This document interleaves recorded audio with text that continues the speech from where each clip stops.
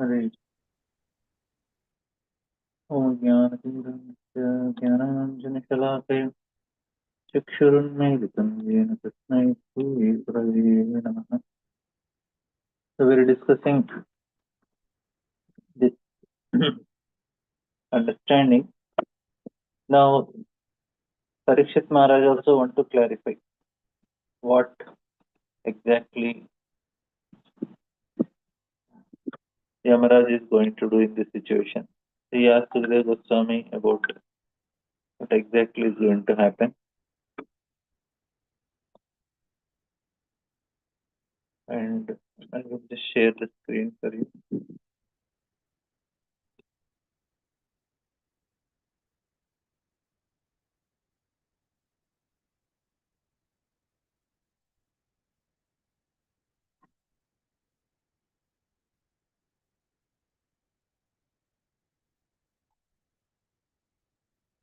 Yeah. So this is the third chapter.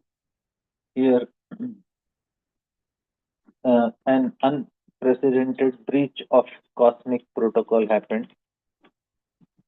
So Emeraj is universally recognized as the absolute control of religion and irreligion, his actions. His judgment on the living entities have never been challenged. And that's why King Parikshit is petitioning the sage Sukadeva Goswami to resolve a fundamental theological doubt. How could Emeraj supposedly absolute order be void? So the anomaly is that Yamadutas, the servants of Yamaraj, were actively thwarted from arresting the sinful Ajamila by the Vishnudutas, creating a profound jurisdictional conflict. See, in the first chapter of Ajamila's story, what we heard is how karma and jnana yoga don't completely purify, only bhakti can purify. That's the reason the story of Ajamila started. Why did that question come in the first place? Because Parikshit Maharaj was seeing that so many living entities are suffering in hell. So he felt greatly compassionate and he asked this question. Arey, what about how can they come out? When karma and jnana solutions are given, he didn't accept. Then his Sukadeva Goswami says, no, no, bhakti will only work. And then to substantiate his statement, Sukadeva Goswami gives the example of Ajamila. And now in the second chapter, it is about the holy name. Even bhakti without faith performed also has an effect. What to speak of with faith? And the most important part of bhakti is holy name. When Ajamila chanted the holy name, even one time it had an effect. So that is the power of bhakti. Kechit kevalaya bhaktya vasudeva parayanam agham dunvanti kashnena neharameva bhaskara. So unintentionally, without faith also, you perform some activity which is pleasing Krishna, will definitely have an effect. So that is the point. And in Ajamila's case, he was an extreme situation, and that's what they're telling. Arey, such a simple person. One time chanted, finish. He came out. So that was the second chapter to tell how powerful it is, the holiness. Now in this third chapter, the the theme will be two themes are there. First theme is how Krishna is the supreme controller. He can change all the laws. Anytime anything can be changed. Everybody is working under him. So that is the first section. And second section will be how nobody has a jurisdiction on devotees. They are directly under the control of Lord. So these are the two sections. So now in this section, we will hear about how Parikshit Maharaj is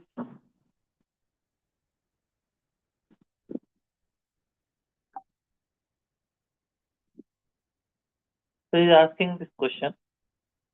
And the incident we all know. They want to arrest, but he uttered the holy name Narayana, and everything is there attempt baffled. So these are all from Prabhupada purport only. Nothing we didn't derive anywhere, as it is from Prabhupada purports only. So opposite agents of divine law. So Yamadutas and Vishnudutas. and where they stay. They serious enforcers of karmic punishment.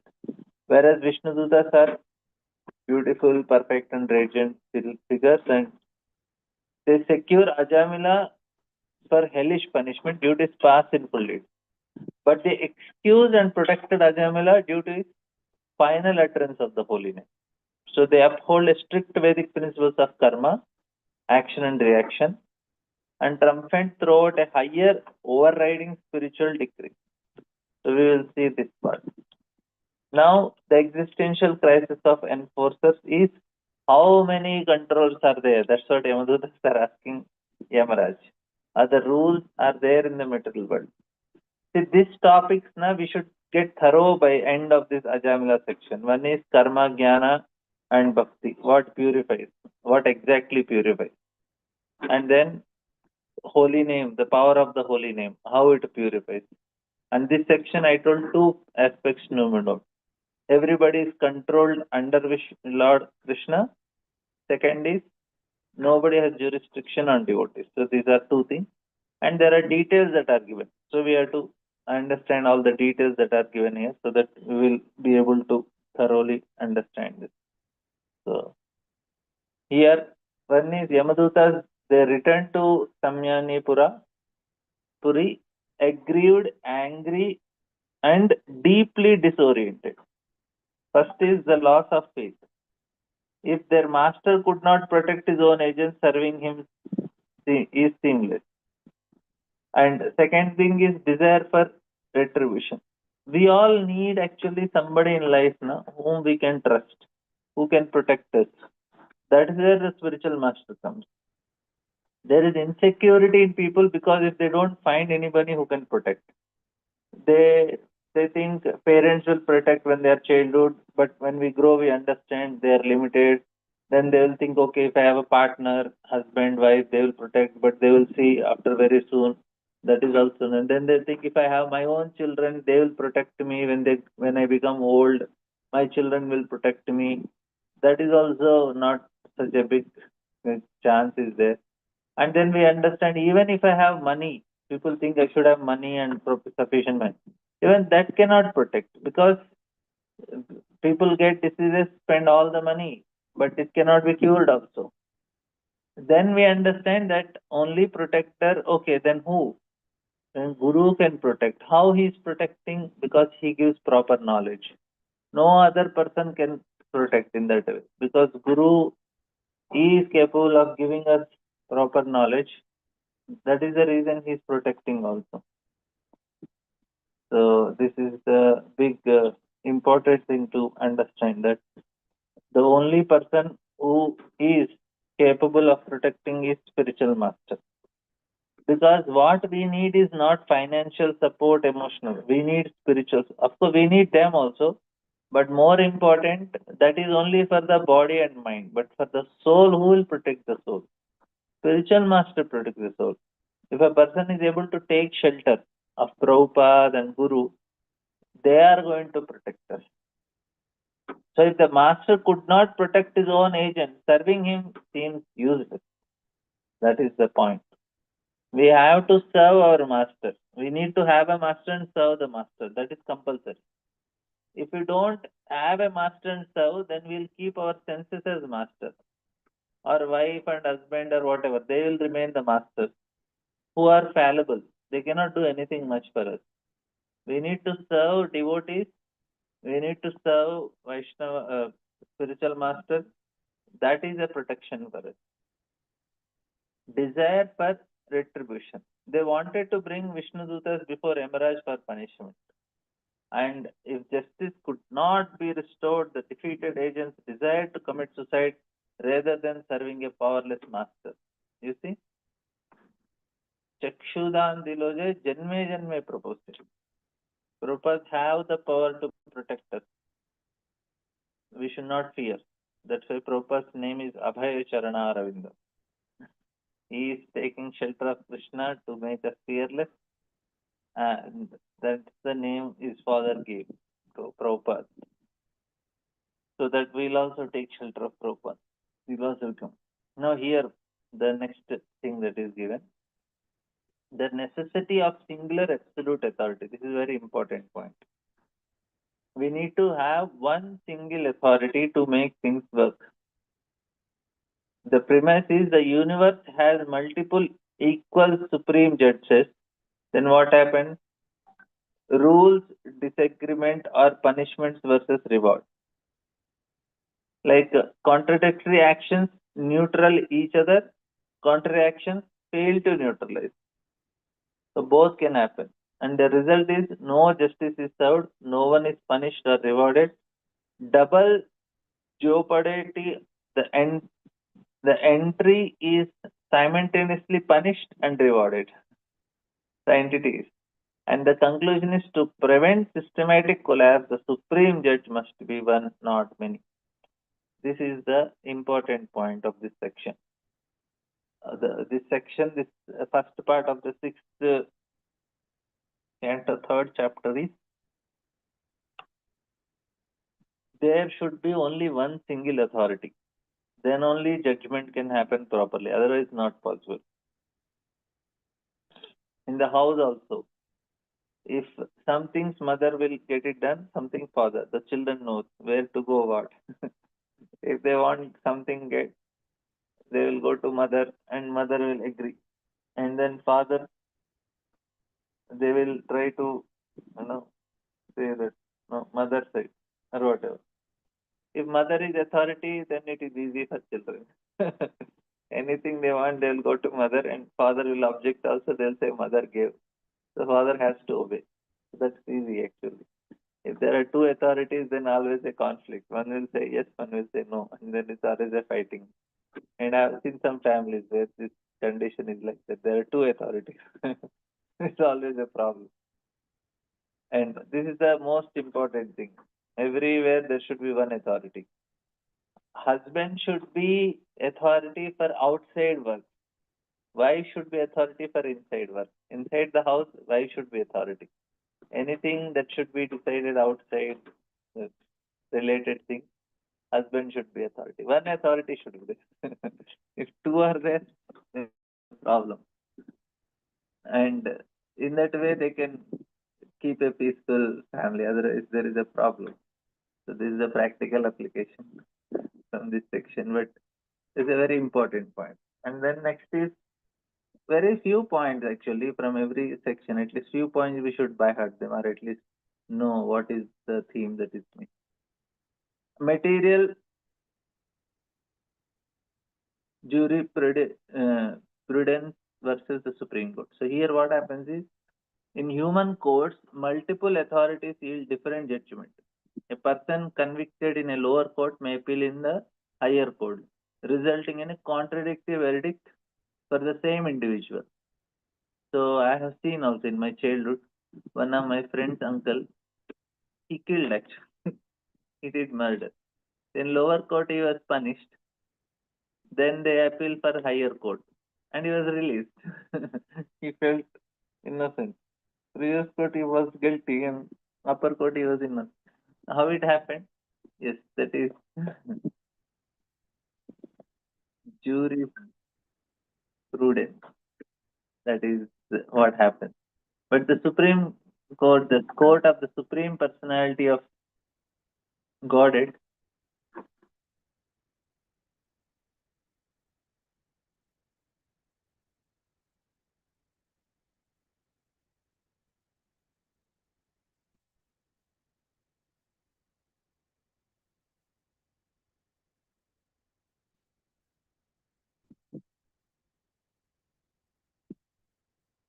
so the laws of nature decide the judges and judgment must be flawless. Contradictory judgments cannot coexist at the absolute level. Perfect justice demands total alignment. And this is the point. And the architecture of divine administration, there is a central emperor, the supreme personality of God. He guides all the judges and establishes the singular central law that governs the entire cosmos. This is all from purpose only. Don't worry. Only thing is, it is kept in a systematic way so that we'll be able to remember. They are not deriving anything directly. This is proper statements only. Don't worry. And Prabhupada and Sukadeva Goswami.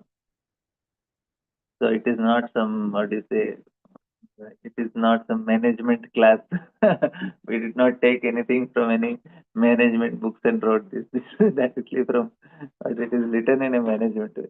Where a central emperor, the supreme personality of Godhead, guides all judges and establishes singular central law that governs the entire cosmos. And there are departmental rulers. Example, Emerald. Empowered executives authorized to administer justice over specific domains like karma and living entities on behalf of the emperor. And their workers, that is karmis, the innumerable living entities acting under the three modes of material nature subject to judgments of the departmental rulers. So now Durga Devi has some department, Indra has some department, so they act according to it, but there is a supreme emperor, that is supreme lord. Now, resolution, the perfect administration of justice, departmental law. The Yamadutas are factually correct and legally justified in arresting Ajamil based on his extensive history of sinful activity. And the supreme decrees, the Vishnudatas are justified in bypassing standard karmic law because the utterance of the holy name invoked a higher spiritual jurisdiction. So Ajamila got transferred to a different jurisdiction. Till now he was under karmic jurisdiction. As soon as he chanted the holy name, his jurisdiction changed. His department changed. Like say the somebody he is arrested, he has some arrest warrant on him, and if he goes to and he is a citizen, he goes to an embassy of another country. Then in that, the rules of this local country don't apply. He'll say, no, no, he cannot be arrested in the what do you say, embassy. After outside only your rules work. This embassy rules work of this country. So immediately he changed. He jumped. Jamila Emraj was placed in an awkward position, accused by both sides. Yet he remained perfect in administrating justice precisely because he is fully empowered by and submissive to the supreme controller. The anomaly was not a failure of justice, but an execution of a higher absolute law. So this is, now we'll just read from Prabhupada's purpose. Same thing in a very, Prabhupada has given in a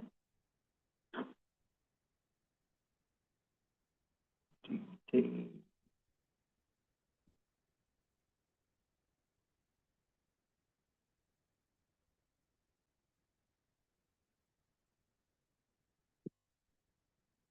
Yeah. So we read till third one. Sudhir Goswami replied, my dear king, when the order carriers of Yamaraj was baffled and defeated by the order carriers of Vishnu, they approached their master, the controller of Samyanapuri and master of sinful persons, to tell him about this incident. Yamaduta said, my dear lord, how many controls and rules are there in this material world? How many causes and responsible how many causes are responsible for manifesting the various results of pious of the activities performed under the three modes of material nature? Vishwanath Chakra Thakur says that Yamadutas, the order carriers of Yamaraj, are so disappointed that they ask their master almost in great anger whether there are many masters other than him. Furthermore, because the Yamadutas have been defeated and their master could not protect them, they were inclined to say that there was no need to serve such a master. If servants cannot carry out the orders of his master without being defeated, what is the use of serving such a powerless master? This we have discussed. And then Sudha Goswami says, if in this universe there are many rulers and justice who disagree about punishment and reward, their contradictory actions will neutralize each other and no one will be punished or rewarded. Otherwise, if their contradictory act fails to neutralize each other, everyone will have to be both punished and rewarded. So this we have discussed. This is the important part of this section is we should have only one authority, not many. Because Yamadutas have been unsuccessful in carrying out the orders of Yamaraj, they doubted whether Yamaraj actually had the power to punish the sinful. Although they have gone to arrest Ajamila following Yamaraj's order, they found themselves unsuccessful because of the order of some higher authority. So it's an insult also, no? It hurts. I went to do your work and they did not allow me to do. What is this? I am dedicated to you and you are not able to do anything for that. Therefore, they were unsure of whether there were many authorities or only one.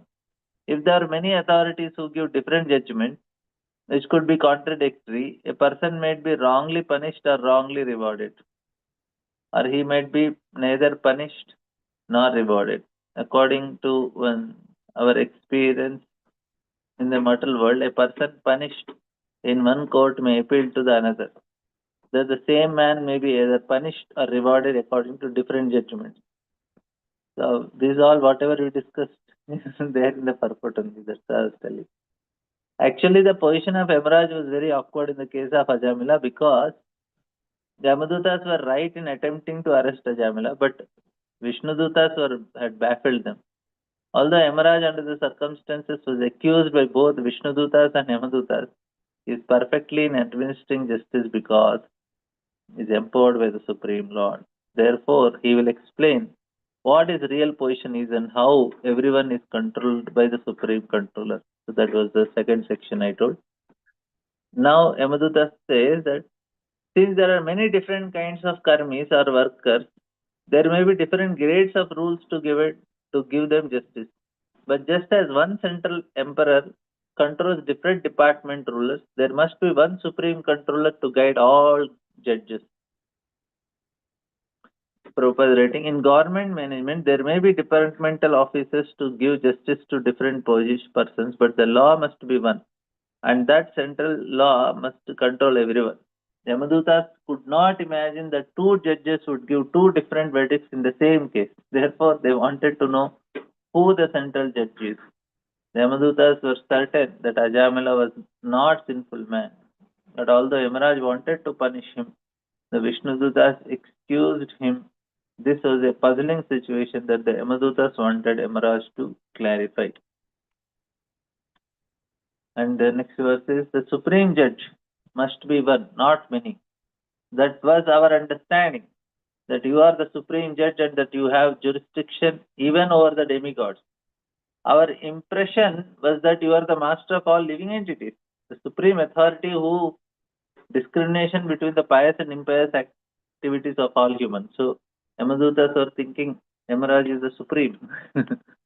But now we see that the punishment ordered under your authority is no longer effective since your order has been transgressed by four wonderful and perfect persons.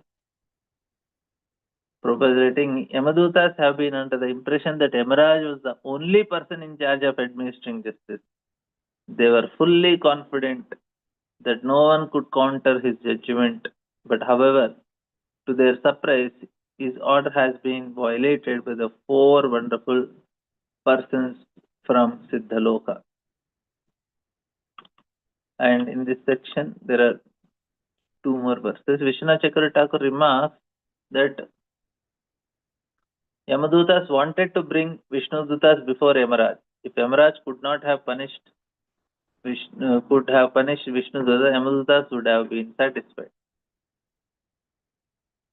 And the next verse says that as soon as the sinful Ajamil uttered the name of Narayana, the four beautiful men immediately arrived and arrested him, reassured him, do not fear, do not fear. We wish to know about them from your lordship. If you think we are able to understand them, kindly describe. So Prabhupada writing the order carriers of Yamaraj being very much aggrieved and because of their defeat by the four Vishnudutas wanted to bring them before Yamaraj and if possible punish them. Otherwise, they desired to commit suicide before pursuing other course. However, they wanted to know about Vishnudutas and Yamaraj who is almost omniscient. So I will show the presentation for the next section also we'll do. Here is the next part.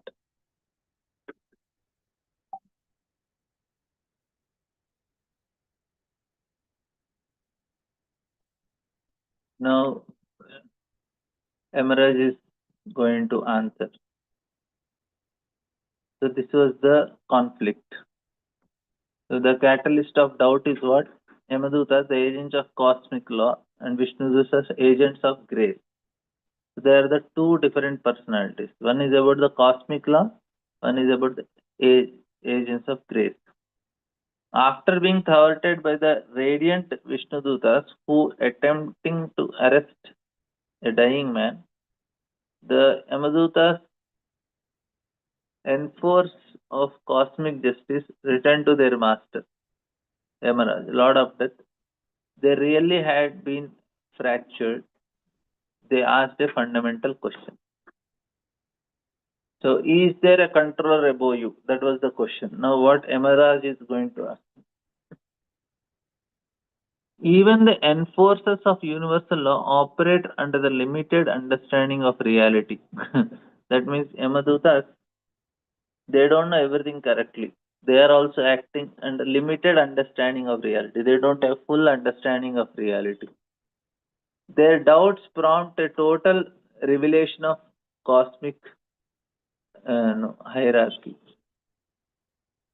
So now illusion of ultimate control. So this is the section. This section tells, I told you, first section is about there should be only one controller.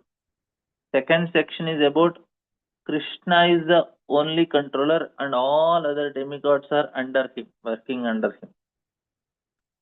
And the third section is duties are not under anybody's jurisdiction, directly under law. So these are the three things. Now here what Yamaraj is telling. So this is the answer of Yamaraj. We are presenting his presentation. The Yamadutas assumed their master was the supreme architect of justice. Yamaraj corrects this illusion. He says he is merely a departmental head with a specific localized jurisdiction over sinful human beings. Not even pious people, demigods, other living entities are not under Yamaraj's control. Only one section of humans, that also who are sinful. They are under control of Yamaraj. That's all. There are other living entities, they are not under his control. Of course, he can come as a death, but there is no punishment to them. Like animals and all, they are dying. They are under Yamaraj's control there. But it is not about control of, they don't have any karma to give. Only at the best, he will give them death. That's all. So here we are seeing the point that is made is, my dear servant, you accept me as a supreme, but factually I am not.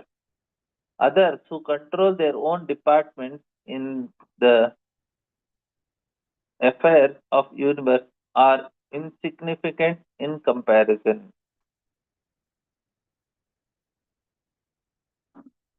So here top is Supreme Vishnu and then creation, maintenance, and annihilation. Brahma, Vishnu, Shiva. And their department control. Yamaraj, Indra, Chandra, Agni, Surya. And furthermore, it goes. Otam Protam. So this is the explanation Yamaraj gives. Woven universe.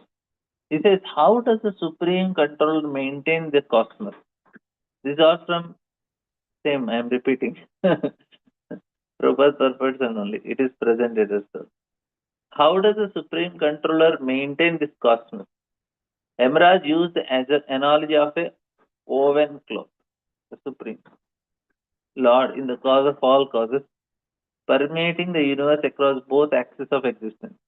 What do you suggest? Like I should read Prabhupada's purport first and then show the PPT, or first PPT and Prabhupada's purport later? What is your take? Means I am doing in this way. I am showing the PPT first and then I am reading Prabhupada's purport. What is how you feel is comfortable for you? Or should we read Prabhupada's purport and then we'll come to presentation? Any opinion?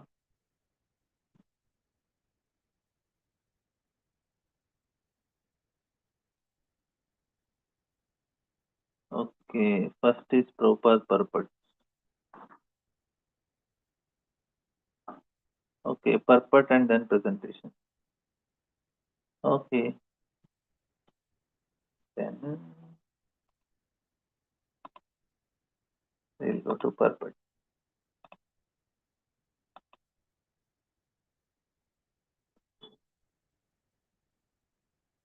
At least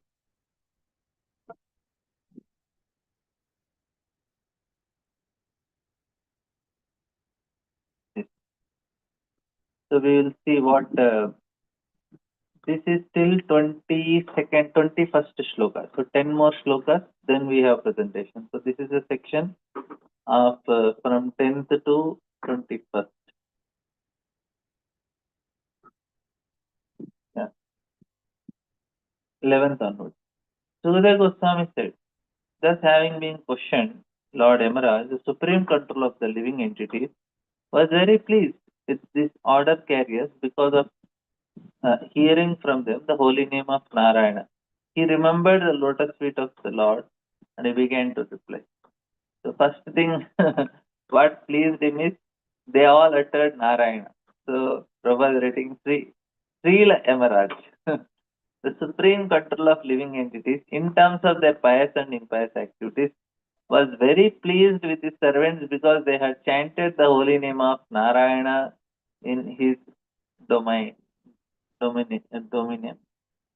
Yamaraj has to deal with men who are all sinful and who can hardly understand Narayana. Consequently, when his order carriers uttered the name of Narayana, he was extremely pleased, for he is also a Vaishnava. So, Yamaraj only hears the pains and cries of living entities, and while crying, they may be using wrong words only. I don't know, they'll chant the name. So, Yamaraj was hearing all these things in Yamaloka, and his order carriers are not great devotees. So, he never had to opportunity to hear. So, every time when he does, maybe he has to go to some satsang. So, for him, it is very difficult to get such association. So suddenly he heard somebody chanting Narayana and that to his own associate, subordinate. So he felt very happy. And it happens also, no? For us, we are traveling alone and suddenly, somewhere you find a devotee with Tilak Kantimala. Immediately you feel very happy. Oh, devotee is there. All are materialistic in the train. Suddenly somebody is entering with a Kantimala and Tilak. You feel so blissful. And Emerald is also having the same experience, and it will be very nice for you. Emerald said, my dear servant, you have accepted me as a supreme, but actually I am not. Above me and above all other demigods, including Indra and Chandra, is the one supreme master and controller. The partial manifestation of his personality are Brahma, Vishnu, and Shiva, who are in charge of the creation, maintenance, and annihilation of the universe. He has the two threads that form the length and breadth of the woven cloth. The entire world is controlled by him, just as a bull is controlled by a rope in its noose. So the two analogies are given. One is about the rope, Otam and Protam. Like the ropes, the point is in our cloth, whatever we are wearing, we don't see the threads. We see only cloth. We say it is cloth. But there are threads that is interwoven and it becomes so thick and it looks like separate cloth or something. So Prabhupada telling the order and another example is of a bull. So Prabhupada writing the order carriers of Emerald suspected that there was a ruler even above Emerald. To eradicate their doubts, Emerald immediately replied, yes, there is one supreme controller above everything. Emerald is in charge of our in charge of some of the moving living entities, namely the human beings. But animals who also move are not under his control. But when death comes, na Yamaraj gives death to animals also. I don't know because we give the story of. I'm little doubtful because we give the story of a parrot. When Lord Yamaraj was coming out of Ayodhya, he looks at a parrot and laughs, and the parrot becomes terrified, goes to Garuda, and Garuda he actually takes the parrot to Lokaloka mountain, and then there the parrot dies. Maybe Yamaraj is only seeing the future of the bird. Him is not directly doing it, because here it is very clearly written. Prabhupada is telling that Yamaraj is in charge of some of the moving living entities, namely the human beings only, not other forms. So maybe in that story, Yamaraj only knows the future. Otherwise, here it is clear, right? The only human beings have the consciousness of right and wrong, and among them, only those who perform sinful come under the control of Yamaraj. I told you. Therefore, although Yamaraj is in control, he is only a departmental control of few living entities. There are other demigods who control many other departments, and above them all is one supreme controller, Krishna. Ishvara Parama Krishna Satchidananda Vigraha.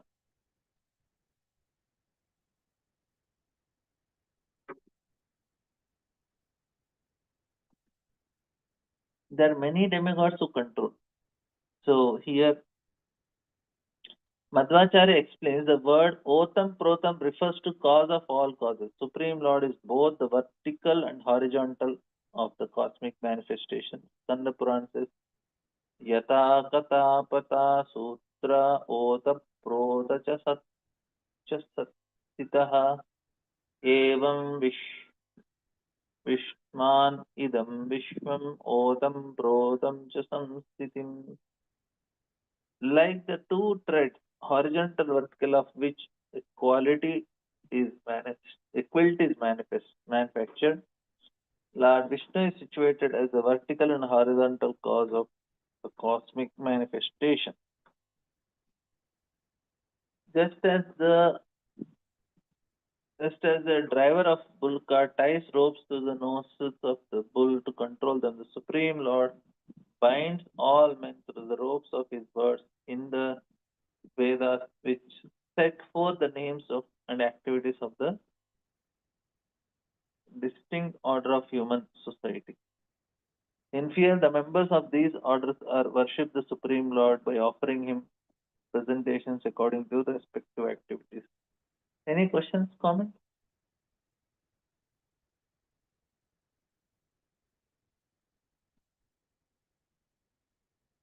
No questions. Yes, Gopal. Hare Krishna. So Prabhuji, here it is mentioned that only living entities, and in which also human being who do like a pious and impious activities, those are only under control of Yamraj, right? Even animals and other living entities, they are also not under. No, that's what Prabhupada is clearly mentioning. Yes.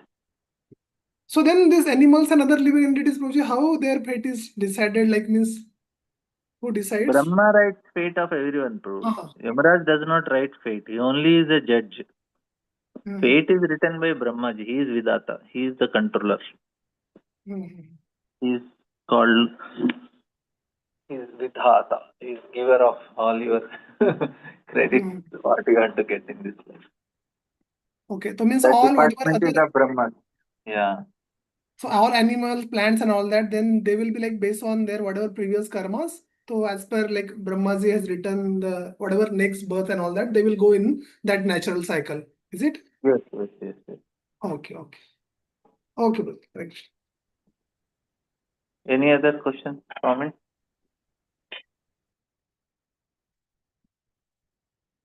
Yes, Deepam. Hare Krishna, Prabhuji, Dandathana. Just now, Prabhuji, as you spoke, then only I got this doubt. Could you kindly elaborate on the functionality, like what exactly are the functions of Brahmaji and the material nature? Then what is the role of material nature, Durga and Shiva? Could you please elaborate? Durga Devi is the energy of all the things that we have here. Like if you are having any like petrol is there, the energy in the petrol. Water is there, the energy in the water. Every energy is Durga Devi only. So She all is there. the matter, you mean everything, anything material, whatever is the potency in the material is actually Durga Devi? Energy part. Okay. Energy part is Durga Devi. But Of she also of a takes care of material substance. material. But it is controlled by Lord Vishnu. That is different. Energy part is Okay. her. But controlled by Sisti Sthiti Pralaya Sadhana Shakti Rekha. So she is the Shakti of Mm-hmm. all the Sisti Sthiti Pralaya, everything. She is the energy. Okay. Also, she has control on living entities. She has this Trishul, three modes of material nature.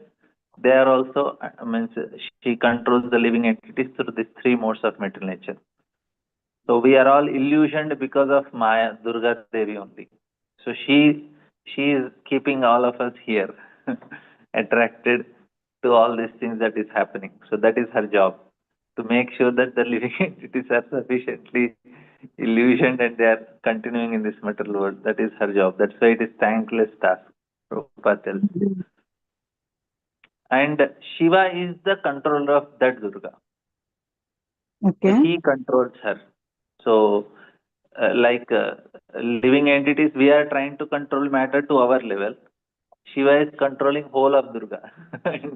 he, he controls, he is like the biggest living entity. He controls So whole in Durga. practical terms, Prabhuji, like this is like kind of definition, but in practical terms, how do we understand like what exactly Durga Devi right now is doing and what is Shiva doing in Right practical? now, With an Durga example, Devi, can she you is, tell? like now we are getting attracted to all these things, money, Mm. fame, name. This is all illusion. We are Mm. trying to satisfy our senses. All illusion is Maya only, Durga Devi only. Okay. She is, she is So the attracting. illusion is that I will get happiness from this item. That is my illusion. Is that right? So Maya is perfect in creating that illusion, and whatever we are seeing, it's all arrangement by Maya.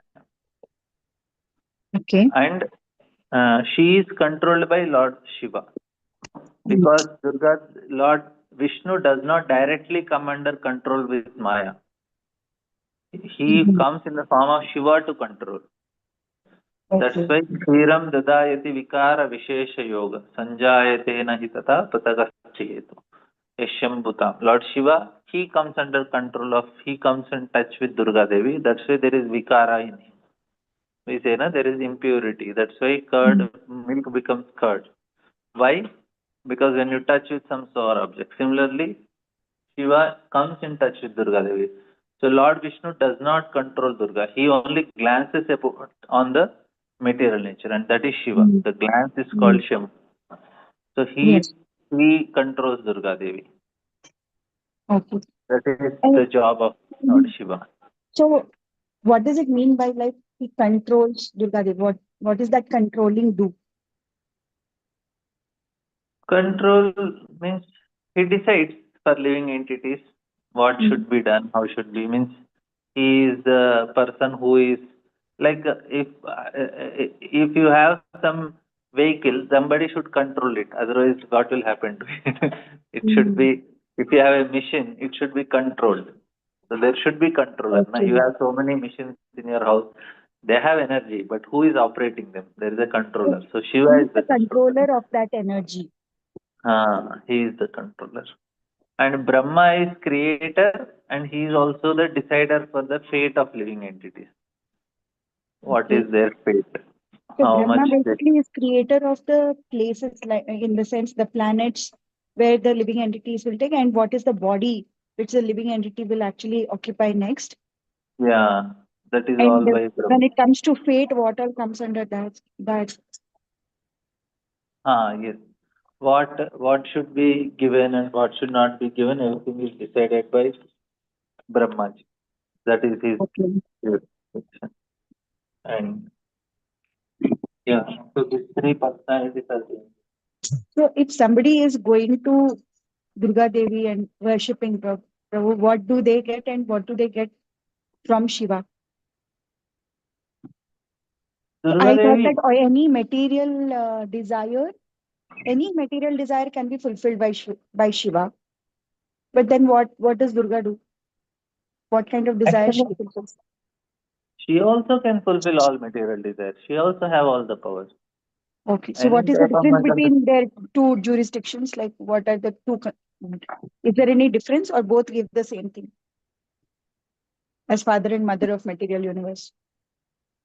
Yeah, some things you can go to father and ask, something you can ask mother. It depends on your relationship. If you are very good with father, you will get all things from your father. If not, you go to mother and you'll get from mother.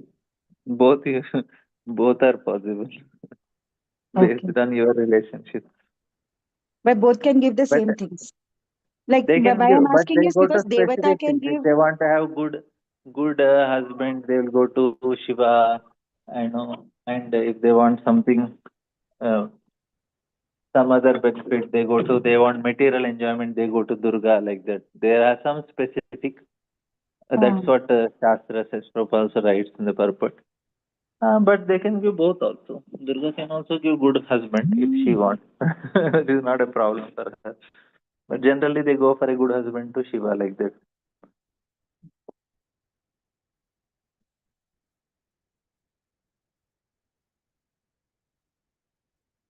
Yes, Madhu.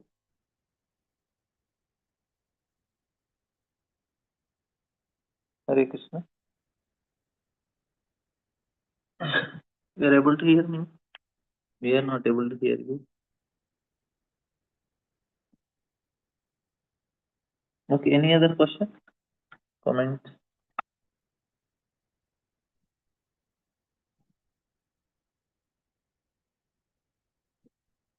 Hare Krishna.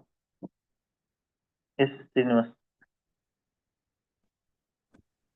Hare Krishna. Dhanutana Prabhuji, Yeah. thank you so much. No, no. Prabhuji, I just wanted one clarification. Like when we read Bhagavad Gita, so then we come to this conclusion that a jiva desires, and depending on his whatever piety he has, and if Krishna approves it, then the material energy, it starts working on that. So the material energy is like she acts basically on behalf of the Lord. No? That is her job only.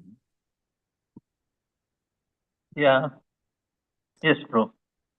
So is that understanding clear? No? Matlab, like you were saying that basically uh, we may pray to demigods also or like anything, but yeah, ultimately whatever piety one has attained, and depending on the approval of the Supreme Lord, then only the material energy works. If it's approved by the Lord, then the material energy works favorably, and if it's not approved, so material energy does not work. They are already given power. Like you have your department in your office. You are already given some powers, and now you act according to your powers. But it should You be can approved. approve. It should be approved by the Supreme Lord. That is the main thing. Or do Like say you have in your department, you can spend some amount of money, which is Hmm. still 1 lakh rupees you can sanction.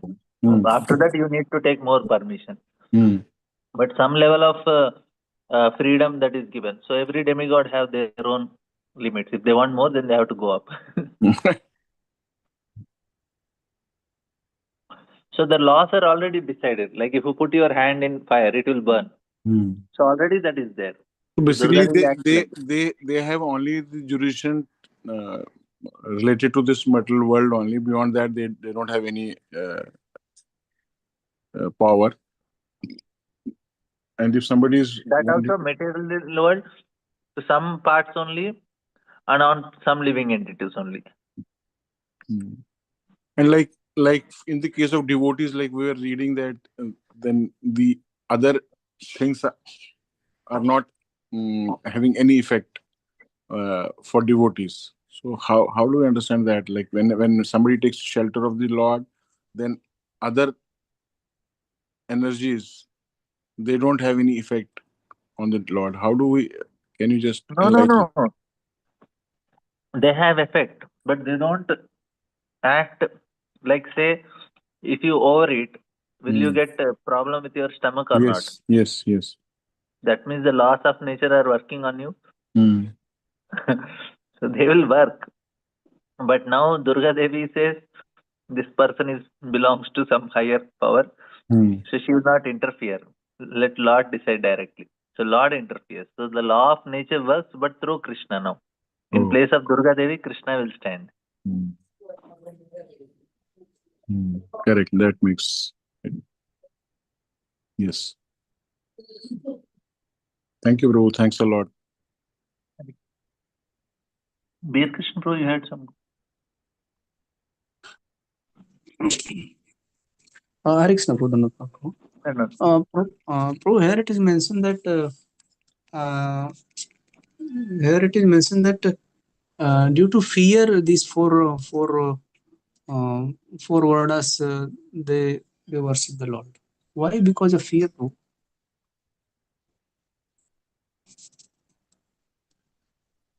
No, there it is indicating is a master-servant relationship. That's why they are telling it is fear. Not that they have fear. We are fearful all the time. It's a master-servant relationship. That's all. Or, Not that they are Brahma is fearful all the time. No. It's not like that. So it's Right. a master-servant. That's all. Thank you. Thank you. Any other questions?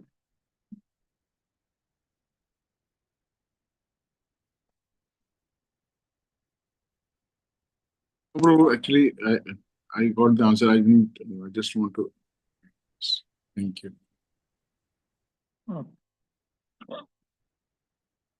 Thank you all very much.